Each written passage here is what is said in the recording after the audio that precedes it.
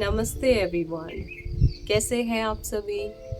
आज की वीडियो में हम बात करने वाले हैं आपके चेहरे की चमक के बारे में। चेहरे की चमक बहुत कम हो गई है और धीरे धीरे अब आपको ऐसा लग रहा है कि चेहरा डल हो रहा है या फिर ऐसा हो रहा है कि बहुत ज़्यादा पिगमेंटेशन आ गई है, चेहरा रुखा हो गया है। पहले बहुत ज़्यादा चमकदार था, अब बिल्कुल बेजान सा हो गया है।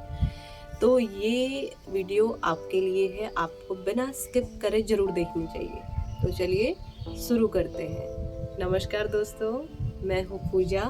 आप देख रहे हैं बेस्ट हेल्थ नॉलेज और आज की वीडियो में हम बात करने वाले हैं आपके फेशियल ग्लो के बारे में। चेहरे की चमक हमारे शरीर के बाहरी तत्वों पर ही निर्भर नहीं करती है, चेहरा आंतरिक तत्वों पर बहुत ज़्यादा निर्भर करता है। अगर पेट में या फिर शरीर के अंदर किसी भी प्रकार की छोटी छोटी परेशानी है तो वो भी हमारे चेहरे पर दिखने लगती है।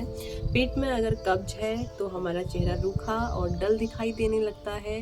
पेट में किसी भी प्रकार की अगर कोई बीमारी उपज रही है तो उसका असर भी हमारे चेहरे पर दिखता है। पेट में किसी भी प्रकार की गर्मी हो रही है, ठंडा गर्म का बैलेंस नहीं बन पा रहा है और उसका जो असर है वो भी हमारे चेहरे पर दिखाई देता है। चेहरे पर मुहासे, बहुत सारे पिंपल, बहुत सारे जो डार्क एक्ने हैं वो दिखाई देते हैं। तो इन सब चीज़ों को आप कैसे कम कर सकते हैं? अगर आप भी उन्हीं लोगों में से हैं जिनको ये परेशानी हो रही है और जो बहुत सारी बाहरी ट्रीटमेंट कराने में बिजी हैं। अगर बाहरी ट्रीटमेंट आप कराएंगे तो बाहर की स्किन जो है आपकी बाहरी त्वचा पर काम करेगा। जो भी मेडिकेशन या फिर जो भी ट्रीटमेंट आप लेंगे बाहरी त्वचा पर ही काम करेगा। लेकिन अगर परेशानी अंदर से है तो अंदर से अपनी स्किन को प्योरीफाई करने के लिए, ठीक करने के लिए और उसको चमकदार बनाने के लिए आप सबसे ज़्यादा काम क्या कर रहे हैं, ये बहुत ज़्यादा ज़रूरी है।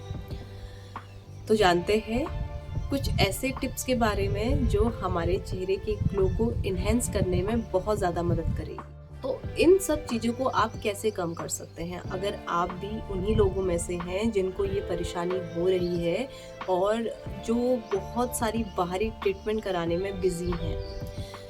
अगर बाहरी ट्रीटमेंट आप कराएंगे तो बाहर की स्किन जो है आपकी बाहरी त्वचा पर काम करेगा। जो भी मेडिकेशन या फिर जो भी ट्रीटमेंट आप लेंगे बाहरी त्वचा पर ही काम करेगा। लेकिन अगर परेशानी अंदर से है तो अंदर से अपनी स्किन को प्योरीफाई करने के लिए, ठीक करने के लिए और उसको चमकदार बनाने के लिए आप सबसे ज़्यादा काम क्या कर रहे हैं, ये बहुत ज़्यादा ज़रूरी है। तो जानते हैं कुछ ऐसे टिप्स के बारे में जो हमारे चेहरे के ग्लो को इन्हेंस करने में बहुत ज़्यादा मदद करेगी।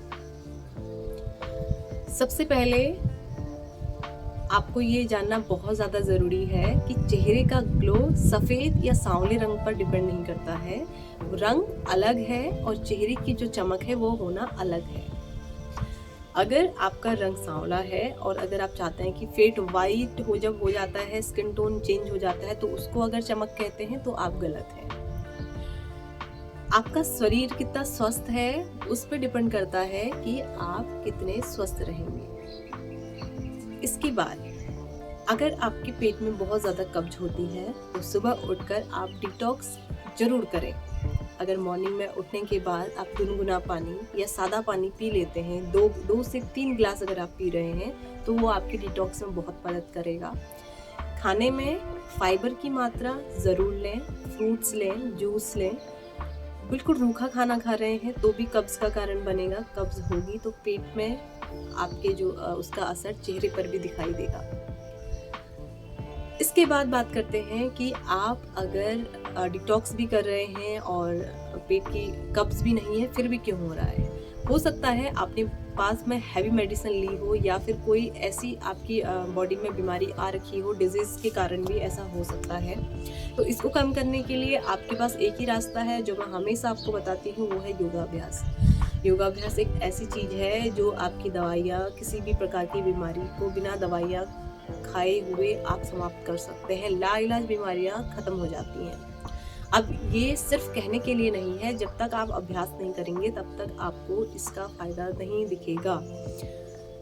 अगर कब्ज आपने पेट की मिटा दी है, शरीर में कोई रोग नहीं है, अब अगर फिर भी चेहरा रुखा है, चेहरे पे चमक नहीं है, तेजपन नहीं है और बहुत आप डल फील कर रहे हैं, चेहरा बहुत रुखा रुखा हो गया है, तो सबसे इम्पोर्टेंट है, अगर आप अपने पेट को खाली नहीं रखते हैं, भोजन भर भर के करते हैं, रात का खाना बहुत गले गले तक आप भर के कर रहे हैं, सुबह नाश्ते में आप बहुत ज़्यादा हैवी डाइट ले रहे हैं, यानी कि ऑयली, मैदा, जंक फूड, बहुत स्पाइसी खा रहे हैं, दिन के खाने में भी बहुत हैवी खाना खा रहे हैं, पेट भर भर के खा रहे हैं, तो भी आपके चेहरे की जो चमक है वो ख़त्म हो जाएगी, क्योंकि जितना खाना आप खाते हैं उसको पचाने में भी उतनी ही एनर्जी लग जाती है। तो जब भी आप खाना खाएं, ब्रेकफास्ट, लंच, डिनर, जो भी आप खाएंगे उस टाइम पर आपका जो पेट का 1/4 भाग है वो खाली रहना चाहिए।